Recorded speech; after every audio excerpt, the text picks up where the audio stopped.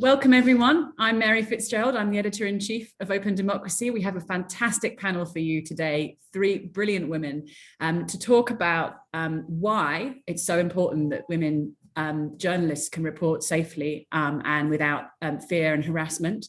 It's off the back of this excellent report by RSF called Sexism's Toll on Journalism. We have Rebecca Vincent here from RSF, Reporters Without Borders. We have our very own Lydia Namubiru, who's joining us from Kampala.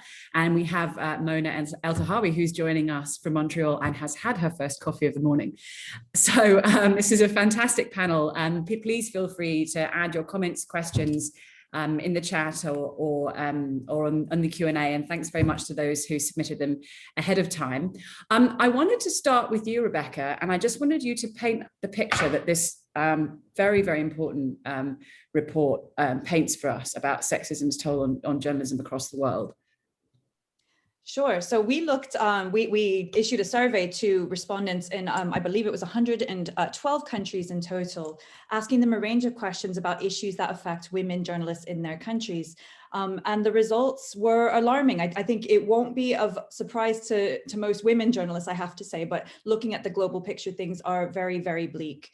And just, to be clear, the report defines sexism as all forms of gender-based violence, including discrimination, insults, sexual harassment, unwanted touching, verbal and physical sexual assaults, threats of rape, and even rape itself. So these are the issues that we were looking into in our research. 84% of the respondents said that sexual harassment occurs against women journalists in their country. 30% said that sexual assault occurs against women.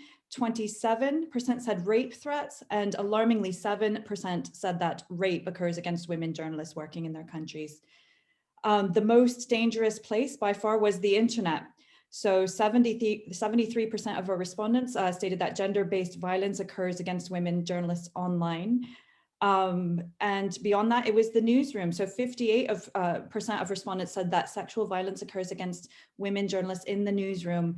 Most of the perpetrators, or the biggest percentage, I should say, were superiors, which was 51%, and others in positions of power, 50%. Followed by colleagues at 46%. Other places that these attacks and sexist incidents occurred were 47% by phone, 36% physically in the street, 15% by letter, and then 13% physically at home. And something really worth stating is that 40 of the countries surveyed here were identified as dangerous or very dangerous for women. And these are not only, countries that we might think of as traditionally being hostile towards the media, but this sort of gender-based violence occurs everywhere. And the impact really on women is very often self-censorship.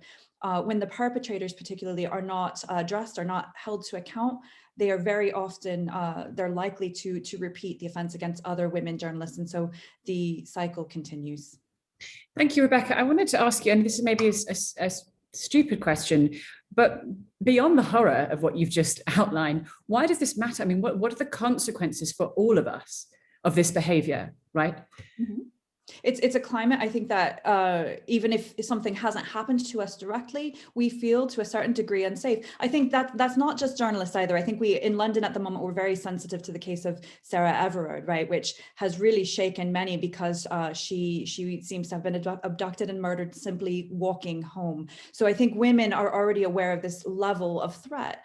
But when it's happening, particularly connected to your work, the impact is on the reporting. The impact, therefore, is actually on everybody, because if women are avoiding certain topics or certain scenarios, they're not reporting on them in the same way. And like other violations of press freedom, we then end up with less information in the public interest. The ultimate impact is on the public's right to know, whether it's stories specifically about women's issues or other issues simply that women journalists would be reporting. Thank you. Mona, you reported for many years in the field, as we call it. No one's in the field anymore. But can you speak to some of the experiences that you've had as a journalist and the challenges that you face? Yes. First of all, I want to say hello to everyone and begin the way that I usually do, which is hello, everyone. My name is Mona Eltahawy, and my pronouns are she, hers. And I begin everything with my declaration of faith, which is particularly important to our discussion today, which is fuck the patriarchy, because this is ultimately what we're talking about. This is all because of the patriarchy that infuses everything that we live in. And, you know, everything that Rebecca was saying is just so horrific and so familiar, sadly, because I come from Egypt, which is said to be either the second or the third, because we kind of vie for those two positions, jailer of journalists around the world. And there are several female journalists in jail in Egypt today. I was reading about one of them yesterday called Sulafa Magdi. She's just one of several. And her case is just horrific. I mean, she's been in pre-trial detention since 2019, the beginning of 2020. She and her husband, in violation of Egypt's laws, which state kind of like benevolently, because of family values, that you can't imprison both parents. One of them has to be there for a child. And yet Sulafa and her husband have a 7-year-old and they're not there for the child. So this is what's happening in Egypt now. And when I was a journalist, I began my journalism career in Egypt in 1989, 1990. You know, we didn't speak about those things because we didn't even have a word for sexual harassment in Egypt. Now there is an incredible presence of women online in Egypt exposing sexual harassment, abuse, rape on every platform. So it's a very different place in Egypt now because women can speak what we couldn't speak of before. But, you know, I don't think the attacks have changed. So when I was a journalist in Egypt, I was a journalist for a local newspaper and then for Reuters news agency. I faced everything from, you know, intimidation by the regime who would come to the office, to the bureau, drag me to state security and demand I tell them my source, and I would refuse and they would threaten to imprison me.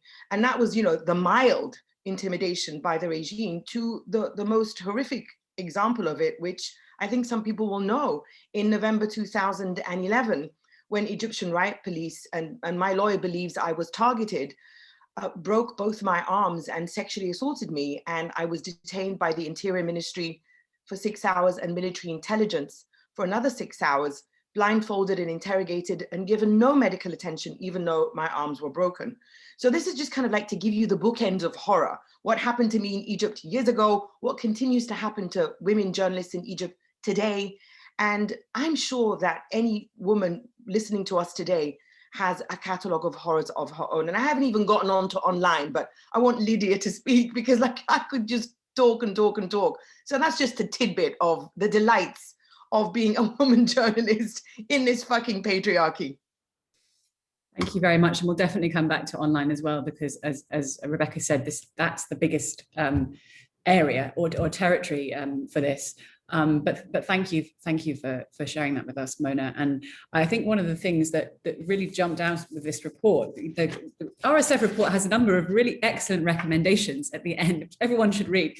And one of the things it recommends that news media do is make space for stories and investigative reports about women's rights, gender minority rights, gender-linked violence. Do this all the time, not just on international days or big events dedicated to these issues. Very luckily, we have Lydia with us today, and Lydia runs the Africa section of our global project, Tracking the Backlash, which, I'm going to repeat myself, makes space for stories and investigative reports about women's rights, gender minority rights, and gender-linked violence, not just every day, not just on one day, but every day. So welcome, Lydia. Thank you very much for joining us. I would really recommend that everyone, if you're not already signed up to Open Democracy's newsletter and you're not already aware of Tracking the Backlash and all the fabulous work, go to opendemocracy.net and sign yourself up. Lydia is joining us from Kampala, and I wanted you, Lydia, to just paint a picture of the situation in Uganda today, particularly for women journalists. Okay. Well, first of all, it's a situation for women journalists, primarily because it is a situation for Ugandans, which is because of the presidential elections, the general elections that we've just concluded, but are really still dealing with the aftermath of. There's been a lot of state brutality, and so it is. And I think, on the one hand, media houses are trying harder to be inclusive, employing women, but on the other hand, the general environment within which women are practicing journalism is really, really brutal. And I think, yes, even in Uganda, women journalists likely, online trolling, harassment is inescapable. In the newsroom, sexual harassment from your superiors is likely still very, very rampant. And yet, that is all on top of the fact that to just do your work is really dangerous, because the state is out to brutalize citizens first and foremost. So nearly every public gathering, which is what journalists go to the field to cover, is a dangerous situation. Journalists have had to wear flak jackets. I mean, even presidential candidates have had to wear flak jackets on the campaign trail. But nonetheless, they've been assaulted, shot at, and it's really really serious violence. That's what that's the environment in which women journalists are operating, on top of all of the other, everyday violence. And can you paint a bit more of a picture about what happened during the presidential election? That the internet was shut down. I mean, it was really, heavy repression. Go ahead. Yes. I mean, yeah. So there's violence on the street. There's the fact that nearly every public gathering has become very likely will very likely end in violence, instigated by the state, and so lots of when that's the situation, lots of people turn gather online. The internet becomes, for those that have access to it, the town hall, the public square, more important in these situations than it is elsewhere, perhaps, because less leisure. And so it's become a political space, and as it becomes a bigger political space, it also becomes a target of the state. So over the last for about 5 days, starting with the day before we went to the polls, starting with January 13th, the day before we went to the polls, the internet was completely shut down, switched off. You could not even email, forget tweeting, forget Facebook. And to this day, Facebook is still shut down because Facebook closed down some accounts run by inauthentic accounts run by state operatives. And in retaliation, the state still has Facebook blocked, even though Facebook is the most popular social media for Ugandans who are online. So that is, yeah. Yeah, I was going to, because it's interesting, right? It's a tool of repression by shutting it down, but of course it can also be a tool of repression and attacks against journalists, the internet and social media. Can you say a bit more about that as well, Lydia? And particularly experiences that you or colleagues or others have had as women journalists online? Yeah, I think, and unfortunately, often the repression in this case online isn't coming from so much from the state as it's coming from regular user community. Violence against women, trolling women, especially vocal women, is so normalized. And when I say vocal women, that's going to be human rights defenders, especially defenders of minority rights, people who are vocal about LGBTI rights, people who are vocal about feminism. Harassing them is essentially an internet sport. And that happens, and so in Uganda, we have a really small community of Ugandan feminists online, and you will know them from how much vitriol they get, how much they have. If they showed you their block list, like every day is the internet is a minefield of abuse, and this is. It's especially disappointing because it's coming from regular users who are already very familiar with having their own voices taken away, and also that a lot of regular users, including people who defend human rights, look the other way when this is happening. And so I think so we can talk a lot about journalists, and I think it's a chain. It starts with minority individuals and the people who defend those human rights, their human rights, or vocal about their human rights. So that abuse, both from the state and from users, starts there, and then it ramps up, you know, the hierarchy of oppression to and yeah. Thank you.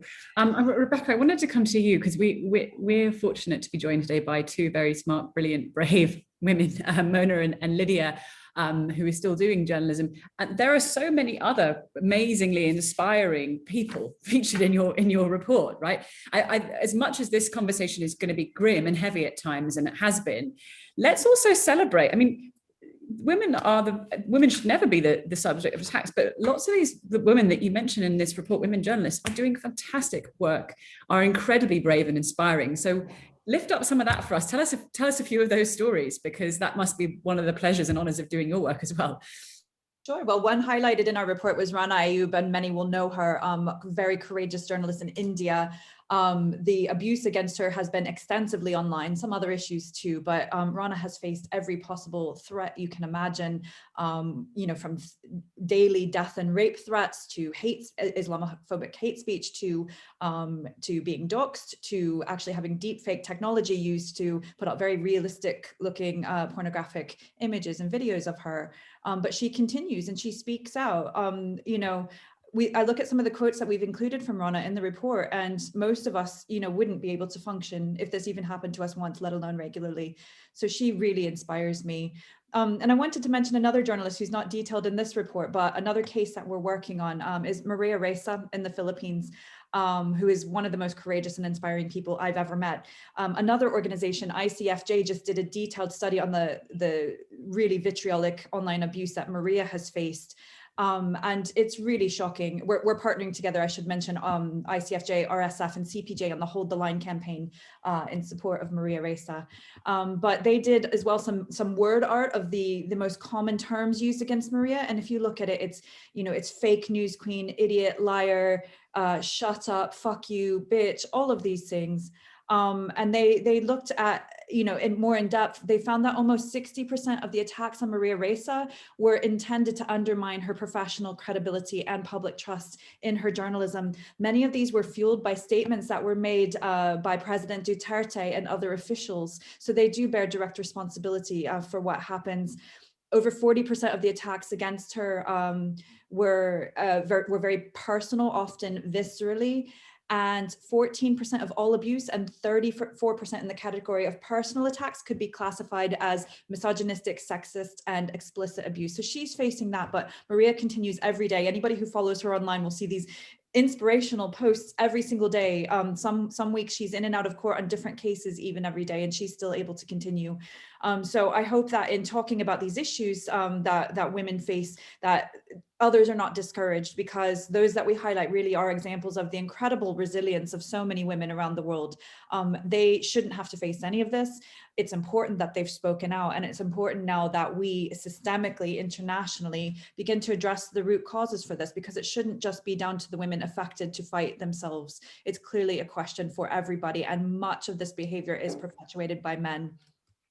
Thank you so much, Rebecca. We are quite likely to have an upcoming panel discussion with Maria Ressa, actually. So again, sign up to our newsletter if you want already, if you want to hear more from her. But I think one of the very interesting things about her story is she's really caused problems and trouble for President Duterte, who's a brutal authoritarian. And, you know, she would be in jail or even worse if it hadn't been for the international spotlight that's been shone on the work that she's been doing and on the threat she faces. I think that she's facing 9 court cases at the moment, you know, trumped up charges. But she and Rappler built a very successful business and did some fantastic investigations which revealed large-scale bribery, corruption, etc. And so it's the reason why we all went into journalism, to do that kind of work, to speak that truth to power and to hold power to account. So I would very much encourage everyone to follow that story as well. I think maybe one of the things I'll ask you now, Mona, is again, thinking about kind of inspiration. What are some of the stories that you have done that you're most proud of, right? That you're most proud to have done in your career? Why do we do the work, basically? Right. Well, in listening to Rebecca and Lydia, and I'm sitting here like furiously nodding because it's so familiar and it's so important, and there are so many connections to make. And I think especially now during the pandemic, where if we're privileged enough to be working from home, it's a reminder of the violence that we face out there and the violence that we face in here, the violence that we face virtually, and the virtual world is as real as the offline world. So it's all very real. And I became a journalist because I wanted to be free, because I believe that journalism is that path to freedom by exposing, authoritarianism and patriarchy and the fascist fucks, I mean, the couple of times I've been on with you before, Mary, where Trump was in power, and, and I called him a fascist fuck plenty of times. And we heard him, because I'm listening to Duterte and I'm thinking of Sisi in Egypt, my fascist fuck in Egypt, who was head of military intelligence when I was detained. And, all of these men, and of course they're all men, they like whip up this fervor against journalists, right? Enemies of the people, but they're also deeply misogynist men. So Sisi oversaw the so-called virginity tests of Egyptian female activists. Duterte is deeply misogynist. Trump is a sexual predator and used to target Black female journalists. Specifically, he was deeply racist and misogynist. So I'm thinking of all of this, I'm thinking, okay, what are the ways that I've deeply pissed off the patriarchy, especially the misogynist, fascist, racist patriarchy. So I like to think that everything I've done has done that. And, so back in the days when Mubarak was still our fascist fuck, before the revolution forced him to step down, I think, just the kind of reporting on human rights. I mean, I often tell people, one of the earliest stories that I did, and trigger warning here, I should have said trigger warning earlier when I was talking about my own sexual assault, was to cover a human rights conference in Egypt, where I was introduced to a woman in her 60s who had come to Cairo from a village in southern Egypt, because, and this is in 91, 92, and her friends had told her, go to Cairo, meet with the Egyptian Organization for Human Rights because you deserve justice. And what had happened to her was horrific, because she ran a soda stand, these kind of kiosks that sell sodas and cigarettes and sweets, candy in American English. And the police had just come to her and said, you have to come to the police station and testify against a car thief. And she said, I don't know this guy. I'm not coming to testify against a car thief. They dragged her to the police station and they sodomized her with the leg of a stick, with the leg of a chair, sorry. So this stick, they used the stick to rape her. And I had just started my journalism career. And the thought that the Egyptian state had given this power to the police to rape a woman so that they could frame a man just put everything into focus and context for me. That was why I became a journalist, because of that woman and so many other stories. So whenever I reported on human rights violations during the Mubarak regime, I was of course very worried about myself, because I was an Egyptian working for Reuters, and Reuters couldn't protect me because I'm a local, and that's why they would take me to state security and interrogate me. But I was also an Egyptian who was able to fight back, because I work for Reuters. And I feel the same way about the internet now, in listening to Lydia talking about Facebook and listening to Rebecca talking about Maria.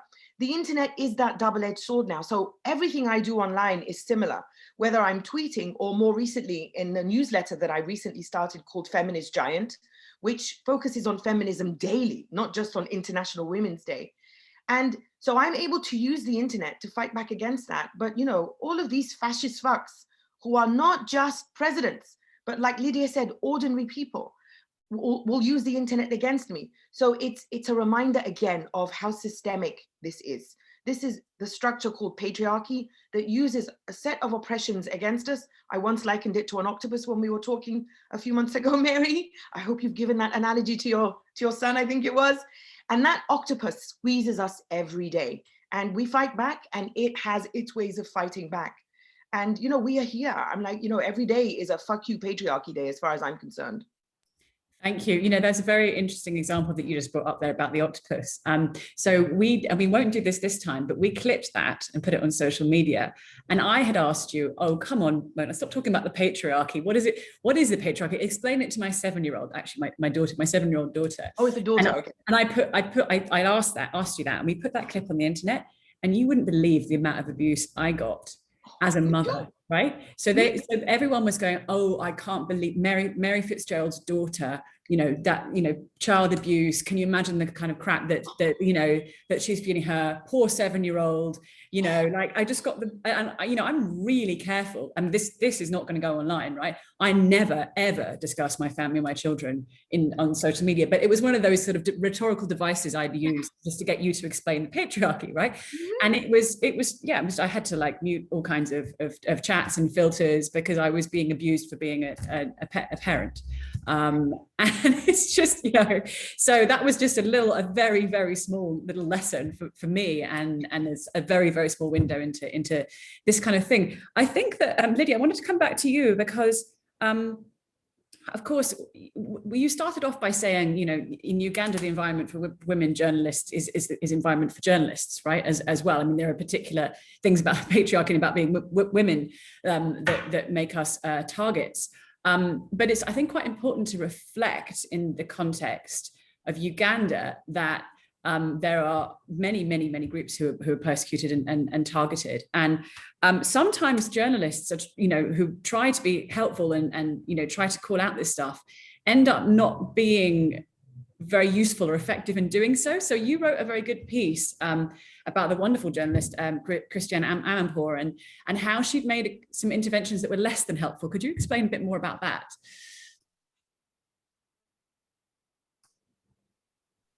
Yeah. Right. Sorry, I keep forgetting to unmute myself. Yeah. So I think stories like this and the complexity of the abuse and the complexity of the different contexts are a good opportunity to think about. But what is useful? What does useful allyship look like? What does useful solidarity look like? And the opinion I was writing was about a particular way Christiane Amanpour brought up the issue of abuse of LGBTI people by the state in Uganda, which is a fact and it's quite common.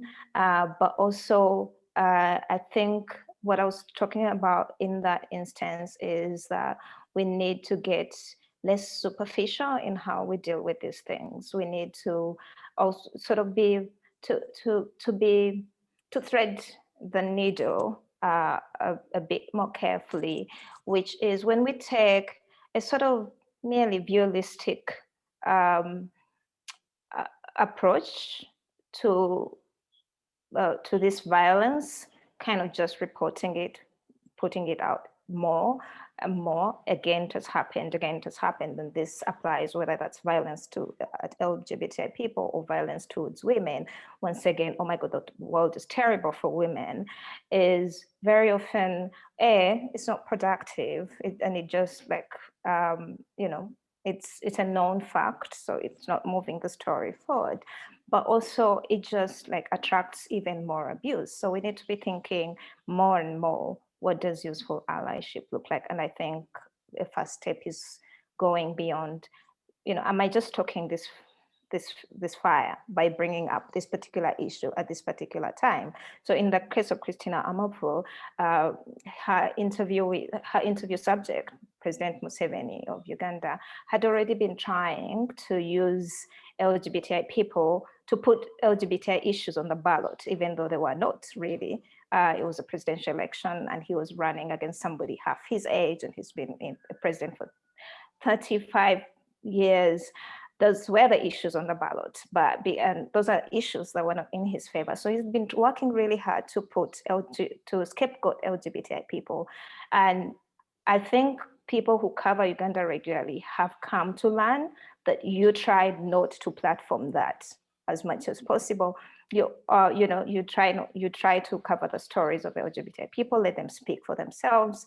You don't give it more platform. And I think, in that instance, Christina did, Miss Amanpour did give it a platform. But I think it's one instance that serves as a good example for us to be thinking in a complex and slow way about what deep, good, solid, useful allyship with people in dangerous situations looks like. And I think it also applies to violence against journalists and violence against citizens in sort of the global south or citizens caught in these brutal states, like so often it is just display, you know, of yet more violence rather than pushing your own state on its foreign policy with its especially brutal regimes, and or, you know, solidarity, mutual aid for legal aid, and sorts of deeper responses. Thank you. And Mona, do you want to talk a bit to useful allyship as well? There's been lots of questions about what can we do, and Rebecca will talk through some of the report's recommendations. But for you, what does useful allyship look like? Well, you know, I'm also thinking about the ways that I offer allyship, because I think, if anything, I'm also thinking about privilege, because I have such a massive platform. So even though, yes, I do get a lot of shit from people, I'm also well known enough and quote unquote famous enough to withstand that in a way that so many of the journalists that don't have that platform face, you know, more extreme dangers to them. I'm thinking of, you know, when I was taken in 2011 and they broke my arms and they sexually assaulted me. If I were a much younger, unknown working class woman in Egypt, or a less known journalist, you know, I might have been killed. I might have been gang raped, like the officer, the supervising officer had threatened to do to me. But because I am who I am, I got off, you know, relatively unscathed compared to someone else, despite the, you know, the massive scathing I did get. So I think this is a good point to kind of stop and ask, how do we use the platform that we have and and acknowledge the privilege that we have to help others.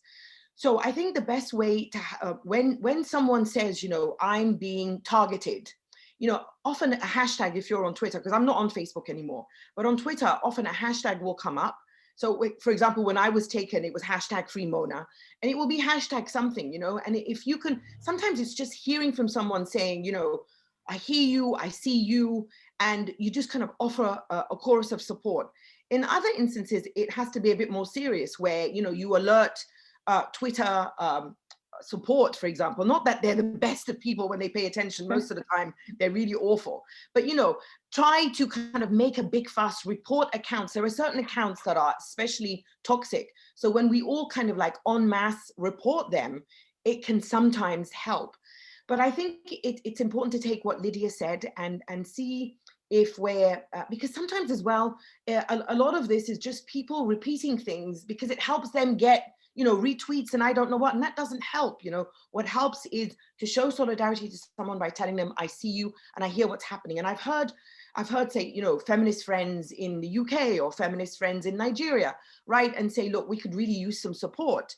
And I think the number one step would be to ask them, how best can I help you? So if you can do that and ask the person in the situation, how best can I help you? It would help. And then just, because I'm also thinking of, there was a time when I helped a Saudi teenager who was trying to escape Saudi Arabia and her abusive family. She now lives in asylum in Canada. So I became known as one of the most prominent people who helped her. It was an international affair. But the Saudi crown prince and his internet trolls like targeted me. And for 6 weeks, it was almost impossible to use my Twitter account, because every day, so they would put my head on the body of an adult film star and talk about my porn work. They would drag out pictures of me with friends and make deeply racist comments because it was me standing with Black male friends.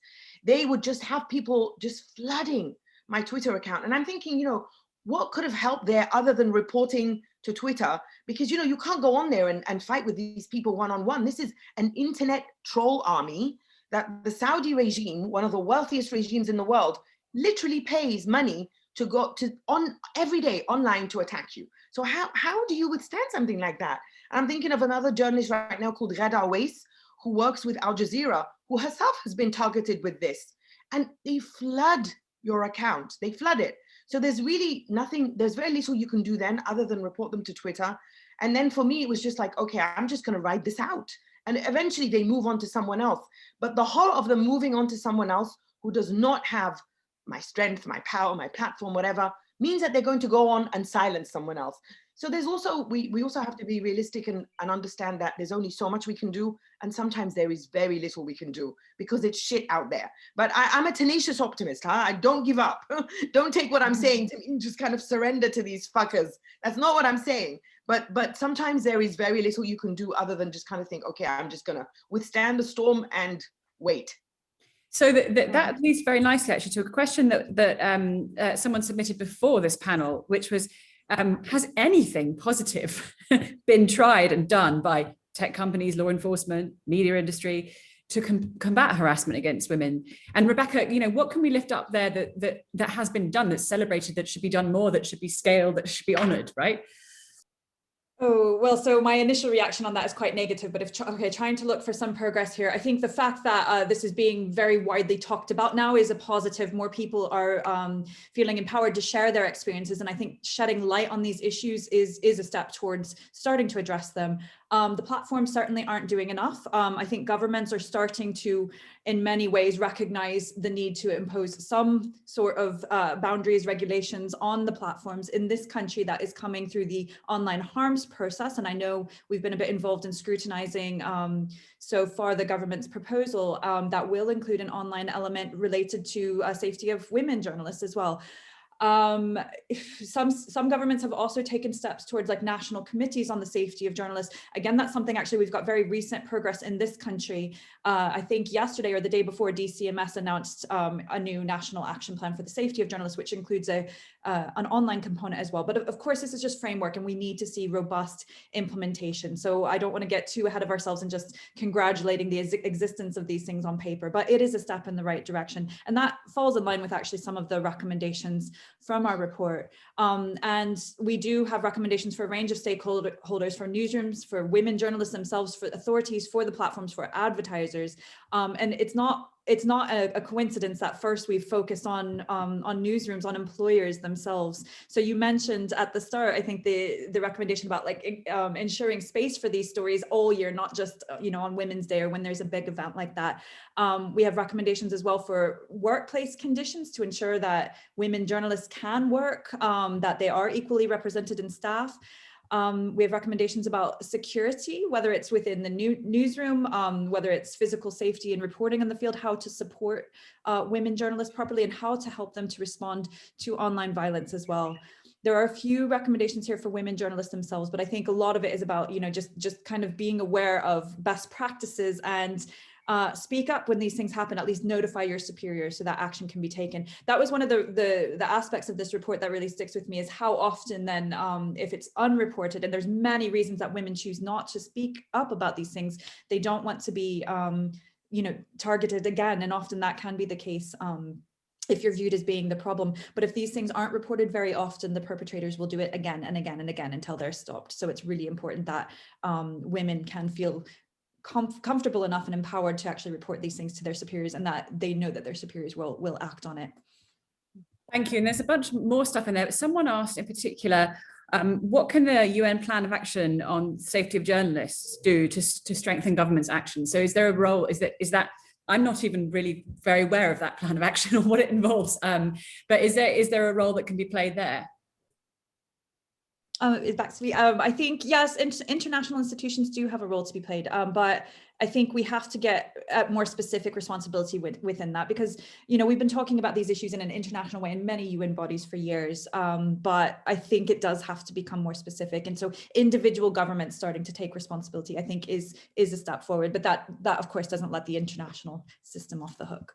Absolutely. And so what someone asked in the chat here, what can we actually do as women readers, feminists, to help? And so of course I'll say, sign up to Mona's newsletter and support openDemocracy, openDemocracy.net.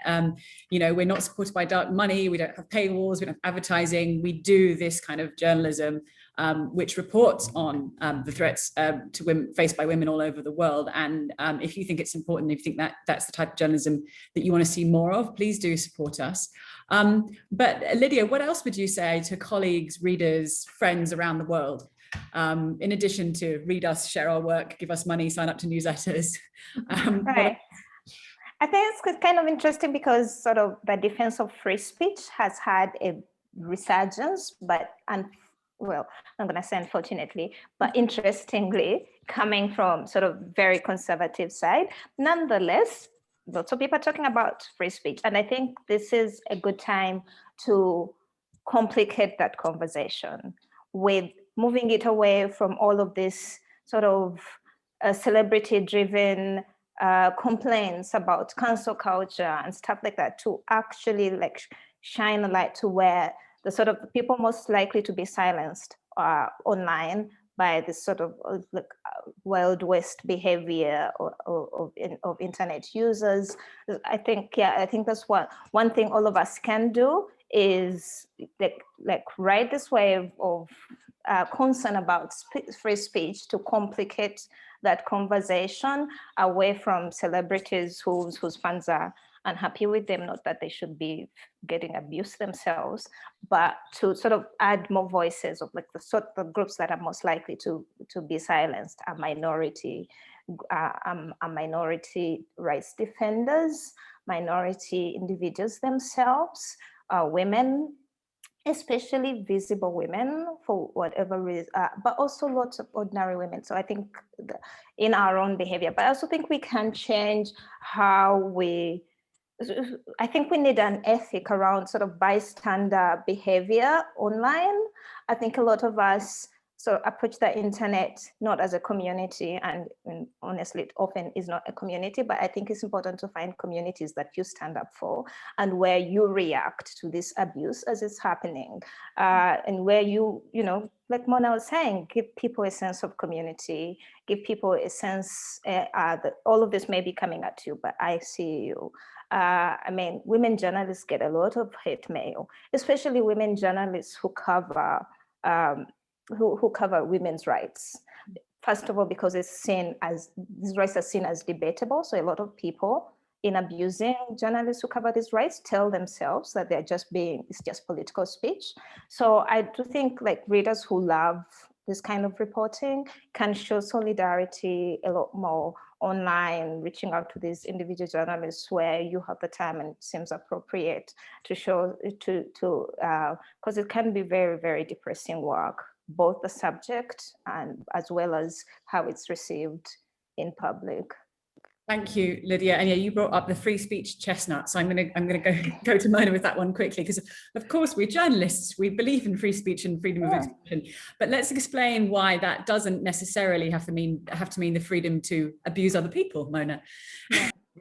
Well, exactly. And I'm so glad it has come up, you know, thanks to you and Lydia, because we have to talk about this, because of course, as journalists, you know, if someone says free speech and freedom of expression, of course, it's a massive yes, but like Lydia pointed out, it's coming from conservatives and right wingers for whom free speech basically means the freedom to be racist shits, you know, the freedom to be homophobic fucks. I mean, I'm just saying that because I'm being as open and as free as they claim they're just trying to be. And you know, this idea of tolerating the intolerable, I mean, like it's of course we all support free speech, but we have to talk about power dynamics. We have to talk about who is targeted by this supposedly free speech and who isn't. So often, those who are the most loudly claiming cancel culture are, in the United States, for example, people who are white. So we're talking about people who are operating within a white supremacist space, massive space, where systemic anti-Blackness is a reality of every day. So for Donald Trump, when he was still president, to whip up a frenzy in his crowd by saying, cancel culture, you're the fucking president of the United States of America, where almost every day, you know, in the wealthiest, most powerful country in the world, Black people are targeted by horrific white supremacy. So I'm talking about Trump here, but this applies on so many other levels. And so when I see writers, you know, signing open letters saying we are being targeted by cancel culture, you know, again, look into why they're saying this. And it's often because they want to be homophobic with no consequence. They want to be transphobic. In the UK, oh my God, the transphobia in the UK and the people crying cancel culture in the UK because they want the right to be transphobic against a minority of a minority. One of the most marginalized minorities in the UK, in the world, is the trans community and the gender non-conforming community. And these people crying cancel culture want the right to further harm them and create more harm in the future. So I want people to be aware of who is crying it. So always look for power dynamics, always see if someone is punching down or punching up, and always see why it's become this big deal now. And if it's, you know, a white supremacist, transphobic, misogynist shit saying I'm being cancelled, yeah, just tell them to fuck off and just move on to someone else, because it really is a waste of time, because we are talking about people who truly are being quote unquote cancelled. All the women in the report that Rebecca told us about, you know, all the journalists that Lydia's talking about in Uganda, all the people imprisoned in Egypt, you know, we're not talking about, you know, what's her name, the Harry Potter author, J.K. Rowling, you know, this is a millionaire, you know, almost billionaire, and people are signing letters of support to her. Come on, you know, let's really talk about people who are most harmed by systemic abuses and that octopus called patriarchy, and make sure that we are fighting for those who are the most vulnerable, not those who are the most powerful. Thank you so much. Rebecca, I'm going to give you the final words here, but of course, RSF is all about freedom of speech, freedom of expression, press freedom as well. So again, as both Lydia and Mona have spoken to, explain to us why freedom is important and it doesn't necessarily equal the right to abuse people. And if there's one thing you want to leave with one impression from the report that you want to leave the audience with, this is your chance to do so as well. Well, it's very hard to go after Mona in terms of last word, because I think everything she said should be the last word, to be honest. So we focus, our mandate is on press freedom, which is not, you know, as broad as free speech, as free expression. So some of these issues are very much, they're relevant, but it's sort of beyond what we do. We're focused on sort of the journalistic implications of it. And absolutely, there's not like this inherent right of people to write whatever they want and to you know, to just perpetuate hate speech or incite violence or these sorts of clear boundaries. But, you know, that's often used, I think, as an excuse to detract, you know, from the very important issues that we're discussing here today. I don't want to separate it. I personally agree with literally everything Mona's just said, and my own views as a feminist are very intersectional, and I think we have an issue in this country that has to be addressed. But what we've highlighted in this report is even so much more basic. It's not even getting into those questions. It's just women, you know, facing these attacks all around the world simply for doing their jobs as journalists and for being women. I don't know if I have anything terribly inspirational to end with, but just I hope that people read it. As I said at the start, I don't think that the findings are particularly shocking, but there's really now no excuse to continue with what we know, not just in this field, but as society, to continue to move forward with our heads buried in the sand. These issues are out there. Women have taken great risks in starting to speak about these things. We need to make sure that they haven't done that for naught, that they've not been left in a position of greater vulnerability and greater risk in doing this if others aren't going to respond. And we need men to be aware of that too, and to recognize this, because a huge percentage of this is due to male behaviors that are not being called out as such, whether it's in the newsroom or more broadly in society. Thank you so much to all of you, to Rebecca, to Lydia, to Mona. Have a wonderful rest of your morning, afternoon, evening, depending where you are. Thank you for joining us, and please sign up to our newsletter. Bye-bye.